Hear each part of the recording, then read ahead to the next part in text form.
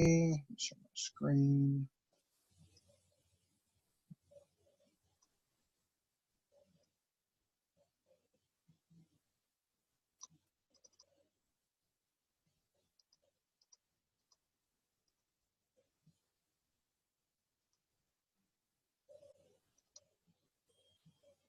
All right.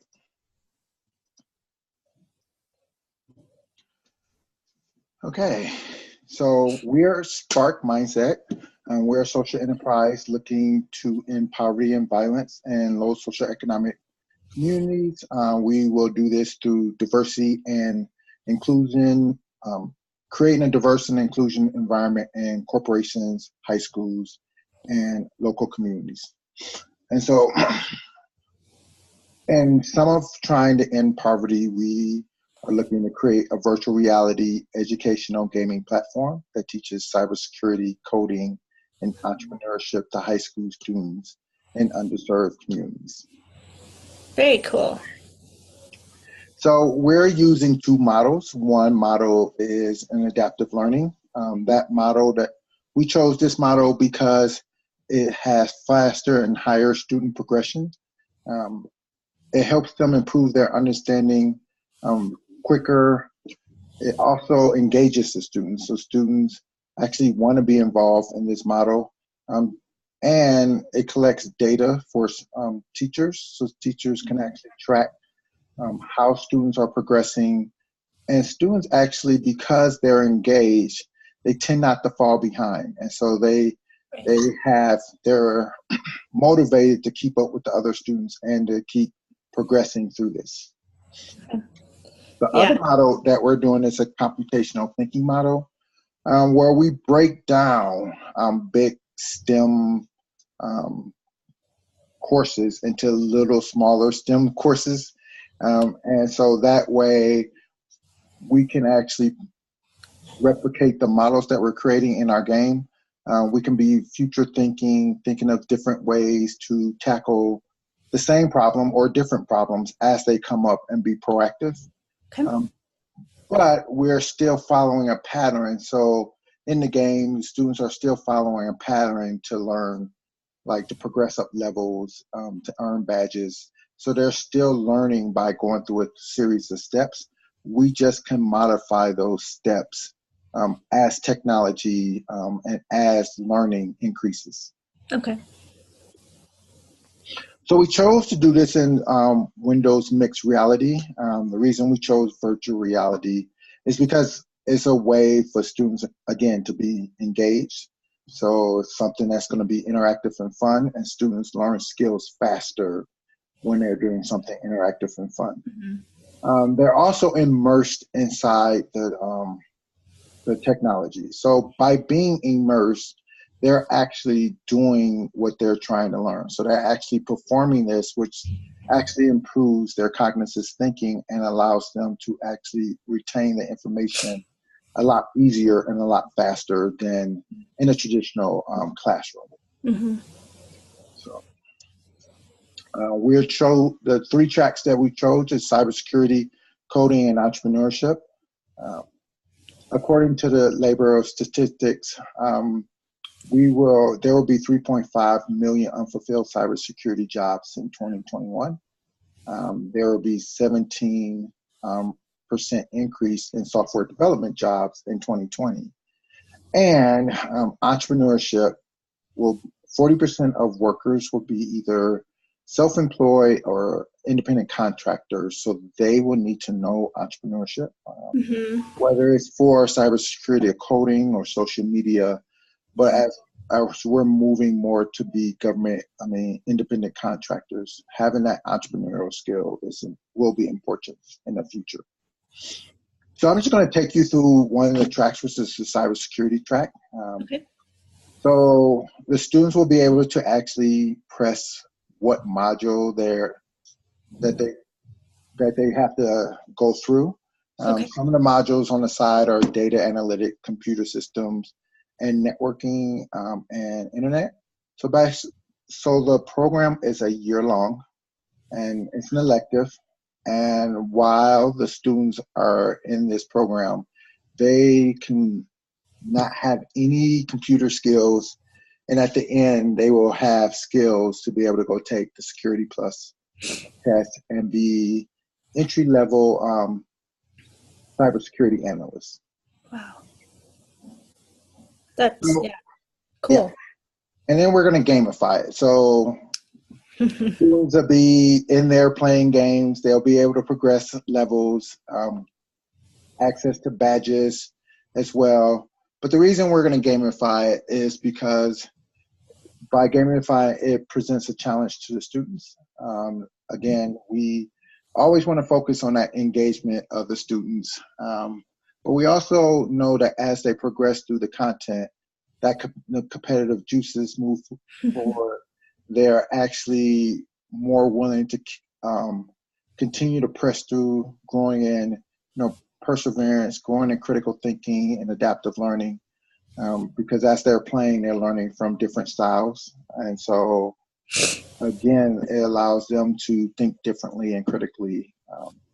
So that's a skill that and a muscle that will be definitely increased in this game. Mm-hmm. So as students are going through the game, they level up. So at each level, there's a certain amount of content that these students have to learn. So in cybersecurity, let's take data science. They will have to learn like all the data science information and show competency. Initially, it'll be by doing an assessment. But as we get further in the game, as they perform tasks, we would know that they have these skills. So we're also looking to increase Common Core skills in math and science. Why this is important is why these students are learning, because this is self-paced also. Mm-hmm. So now the teachers, are able still to meet some of those requirements, the federal and state regulations that they have to, and standardized testing that these students still has to pass. Yeah. We're making sure that they get these skills while they're playing, so we can monitor those skills. Very cool. So badging, students earn badges by helping other students. Basically, students have to help students that are having problems or difficulties within the game. So the student's first line of defense is no longer the teacher, but it's their fellow students. So their fellow students answer questions, create videos to earn badges, and which would teach them collaboration and teamwork and problem solving from not from a I can solve a problem, but I can also help others Right.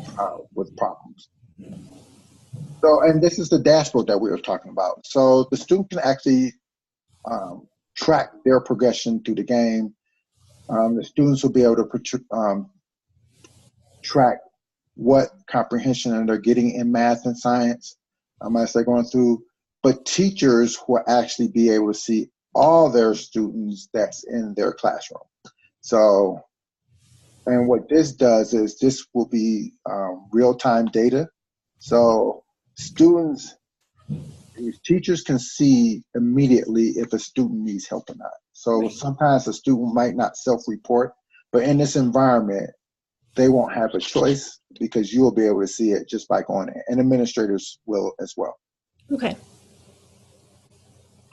Another thing we love is the virtual community. So students will be able to talk to other students who have access to this game. So that means if we have a class that's in Maryland, they can talk to a student in Colorado. So it allows students from different classes, different economic backgrounds, different race, like to be able to talk to each other and help each other. And those who don't have a healthy environment now have this group of kids that they can connect with and that can push them forward. The other great thing about it is that only students and administrators have access to the virtual community environment. So basically, we'll have people monitoring it, looking out for things like bullying, looking out for anything that's any kind of chat or things that triggers flags. Right. We'll be able to track that. And so just making sure that it stays safe, and it's a positive environment. So we do know that safety is also important, and that's why, like, teachers can go in there and they can speak to anyone on the platform, just like the students can, but no one outside of the student community. Like we're probably going to make it, you have to have a student email address or something like that, or some kind of student login Right. that they can only use. Right. So the other thing that we're going to do is we're going to teach them workforce development skills. So we're going to teach them things like financial literacy. We're going to teach them conflict resolution. We're going to teach them how to interview, how to interact with their employees and bosses, and especially because everyone's not going to have a good day, and sometimes people in underserved communities feel like just because someone has a bad day, it's their fault, and not that just people have a bad day. Right. So how do they interact and how do they talk? But our goal is to help and build the whole student, not just the technical side, but the whole student. So what this looks like is the students will be in the virtual reality platform for 30 minutes, and then they will be outside the platform for another 30 minutes. We never want to lose the human contact portion of school. So with that, we're going from a teacher directed to a learner directed, where teachers are facilitators. So in that 30 minutes that they're also learning work development, there will be a time where teachers can ask questions, interact with the students, challenge them and say, have you figured this out? What do you think about this? Where there's a discussion on the students talking about what they're learning, what they're having troubles with. So now the teacher can focus on that individual student. The teacher also is learning just like the students are. And so students build a stronger bond with their teachers, and teachers are not overwhelmed. And that's why it's so important for us to be tracking those Common Core skills. So teachers now will feel relief. And initially they have something that they have to learn.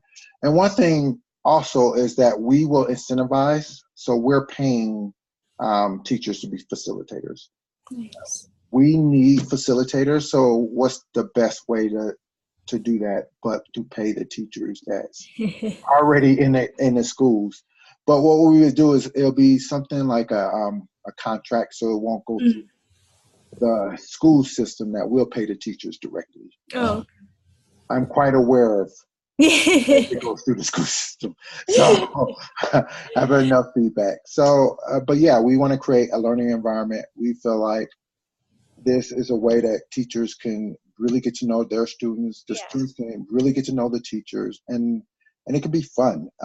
Still, and the teacher is still respected by the student, even though they're learning in a different environment. Yes.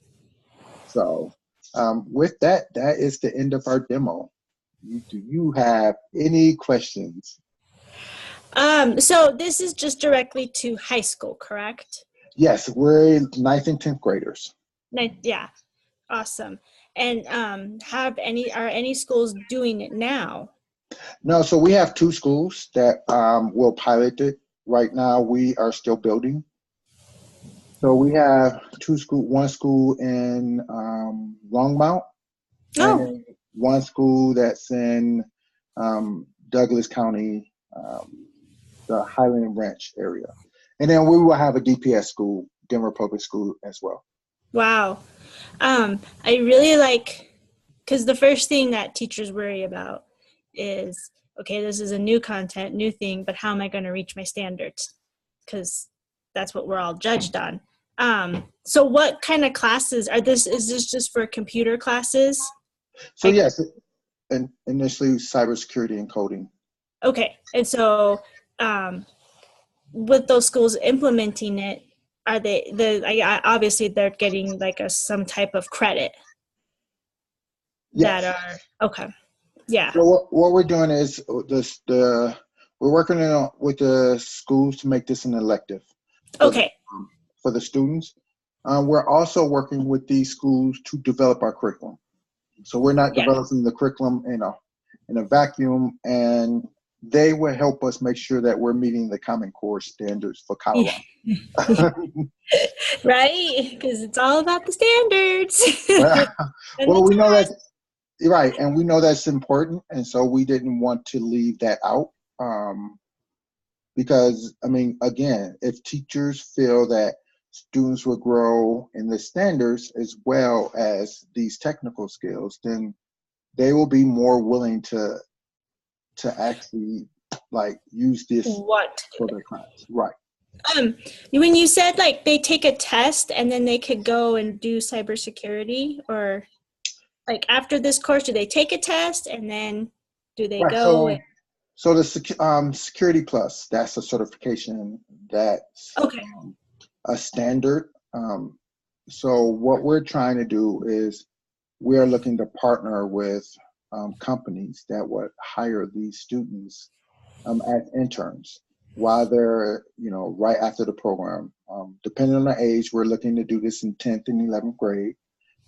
And we're looking to help these students get cybersecurity, the certification prior to graduating high school. Our goal is when these kids graduate high school that they can either enter an apprenticeship program or they can get hired on as entry-level cybersecurity analysts or front-end coders. Wow. That's just like an amazing opportunity just for, like lower or just anybody, who maybe struggles and doesn't want that college right away. Right. This gives them another opportunity. I just, we went to a conference today and he, kept saying, you build your relationships, and we have to get away from the teacher model where the teacher is always giving. And the students need to become the center. And I think this really shows that. So that way that teacher, like you said, can build that relationship and say, hey, and that quick feedback, hey, I see you're struggling with this. Have you reached out to anybody to help you out, or how can I help you? And I really like how it's teaching them life skills. It's teaching them skills like you're going to have to work, you're going to have to collaborate, you're going to have to, face this in the real world. So not only does it give them some knowledge and background for something else, but it also gives them knowledge and background for everyday life. Yes. So this is really cool. Yeah, and we're looking to empower students. Our primary focus, which primarily will be underserved communities, but we are not limited to just underserved communities. So we're going to offer it to everyone with a focus on underserved communities. Right. No, I think it's great.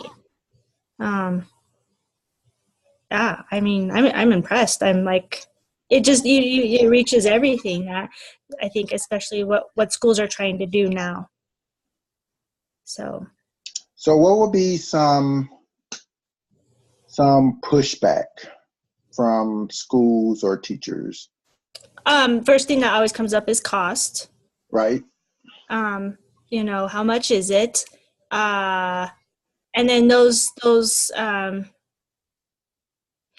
classes that maybe, or these schools that aren't real, have a lot of computers, a lot of technology.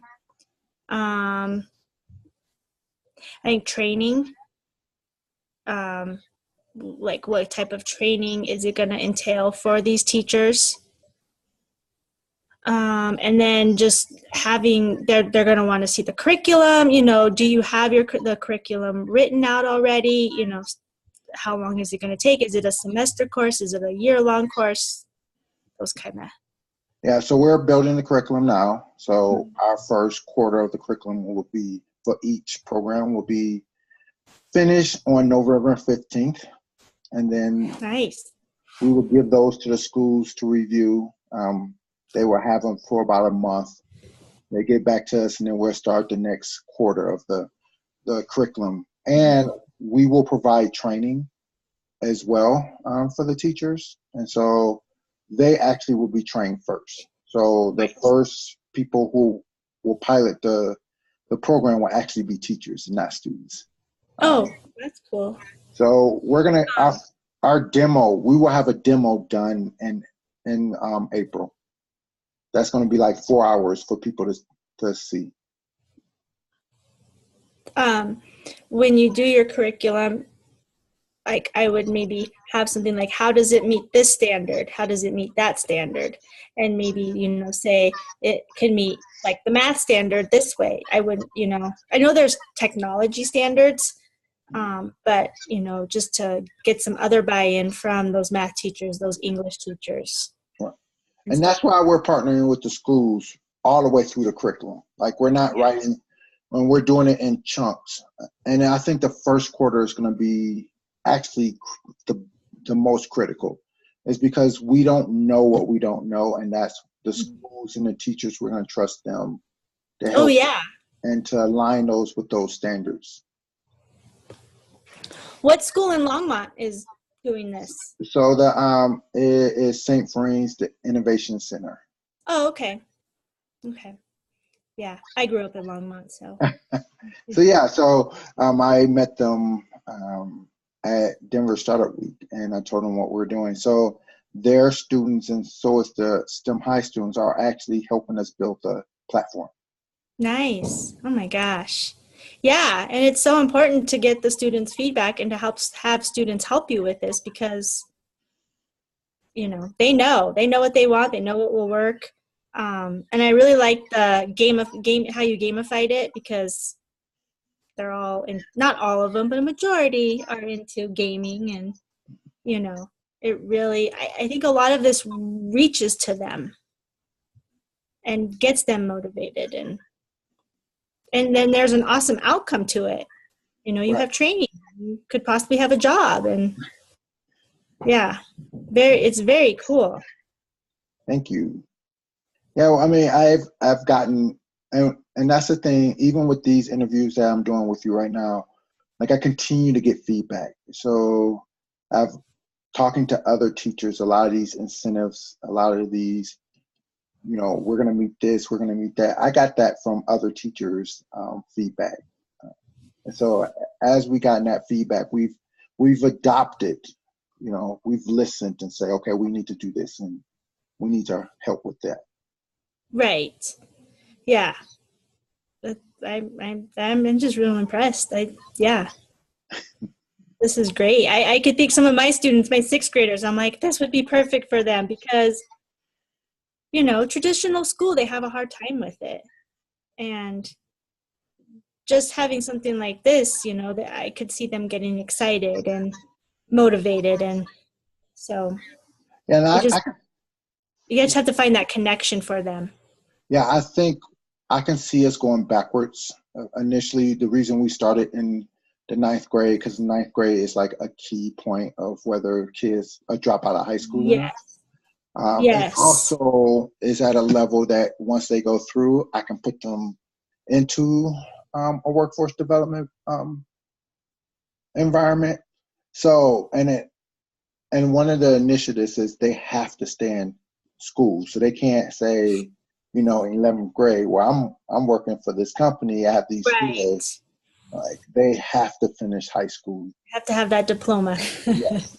So, but in younger grades, I think as we perfect this, then we can start moving backwards, because we won't move forward. So I don't see this becoming an 11th grade, 12th grade kind of thing, because we need to have a time with them while they're in that internship, where they're still in school, where we still can be advising them, providing mentorship. And I can even see it as high schoolers work on this, and they could go to middle schools and help the younger ones and help, you know, like that's another way of reaching the community and stuff, and giving back and teaching that kind of stuff. Yeah, and that can go, we can add that to our batch system. Yeah. You're helping high schoolers, and, you know, making these things a requirement. I think is important. You know, as much as you want to gamify and do those things, but letting them know there's like in life you're going to have to meet requirements, and Yes. So trying to get as much as that involved, but that's why we don't want to take out. You know, like I said, they're only going to be in the game for about 30 minutes because don't want to take away the human aspect of and that interaction. So will they earn badges for like, they earn badges in the gaming. Oh, but you also said they earn badges for helping others. Correct. That's how they earn levels, and there are certain badges that they have to earn within helping others to finish the program. So without badges, they can't. I really like that because a lot of times, especially these younger kids now, it's hard for them to work with other people because they're so into their phone, they're so into their computer, and so building those social skills, it's challenging now. Like, can I just work by myself on my computer? It's like, no, you can't. Right. You have to actually collaborate with another human being. So, yeah. Well, this is awesome. Thank you. So, I'm excited for you. Thank you. How did we come up with Spark Mindset? So, we actually want to create that spark for people to think differently. Okay, yeah. So, and that's adults and kids together. So to be able to create an inclusive environment, like one of the things, that I've been very privileged, even like knowing you and Scott, is to have different friends from different backgrounds, with different ethnicities, different, like I've always had that around me. And so that comes natural for me. Right. And I was in the military, so it was like that's always been a part of who I was and who I am. But we live in a world that's not celebrated.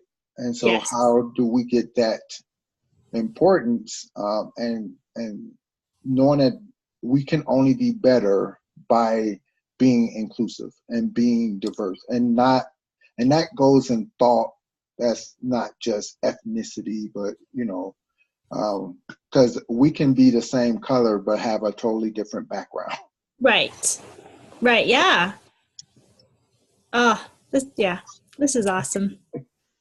So been working hard, been working since February. Oh, I can't even imagine how much work this is. Like, yeah. But it's going to pay off, and you're going to help so many. Yes. So I'm thankful for being able to talk to people like you, teachers like you, who've helped me and given me advice and have sat and listened to me, because I cannot tell you how important that has been for us to. Oh, good. Good. So yes, so this is very helpful for us. Besides getting feedback from students, teachers are like they're almost at the same level as target market as students, because you are the two key components of this like game. Like if I don't like get buy-in from you, both of you, the student and the teachers, then it won't be successful. How many students have you talked to, and what do they say? So I have like over 40 students that's taken a survey. I've talked to probably about 60 students face to face, and they love it. That's awesome. Yeah. And they love it even more because they're like, "Ooh, we get to help build it." And so, see, because they're a part of something. They they get to give feedback. They're a part of it. They get to see it grow. Yeah. So we've already incorporated some of their ideals. And so it was actually the students that let me know that they couldn't stay in there. It was a student and then a cybersecurity person. I mean, a VR person, but the students was like, are we going to be in there the whole time? Like they were the ones asking the questions, well, what do we do when we're not in there? So it was like different Yeah. questions that helped me define how to break this up. Yeah.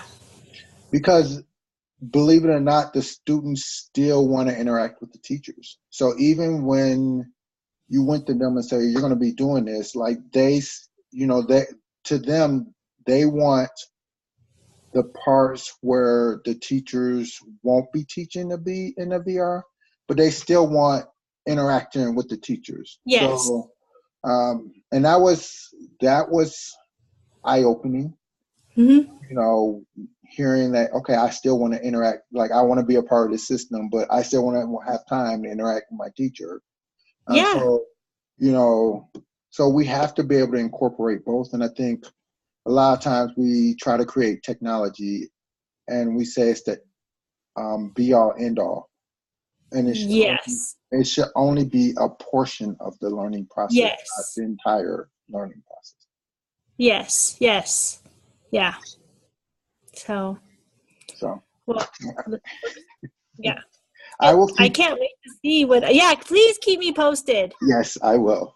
Okay, yeah, because I'm going to be like, I know that guy. And so if you want, send me your email address and I will add you to our newsletter. So as we're like, this week I'll start sending out a weekly newsletter. So as we're doing that, you can stay abreast of what we're doing. Oh, thank you. Yes, that will be awesome. Okay. Well, you have a great night. Sorry about your Broncos. You too. I know. You know what? I'm thinking the Brownies could probably beat them. So. Yeah, it was a bad week. Ohio State got crushed. I'm still hurting from that. Yeah, my roommate at the conference is from Michigan and went to Michigan. So she was rubbing it in. Yeah. Yeah. So, all right. It was great talking to you. We'll talk to you later. Okay. Bye. Bye.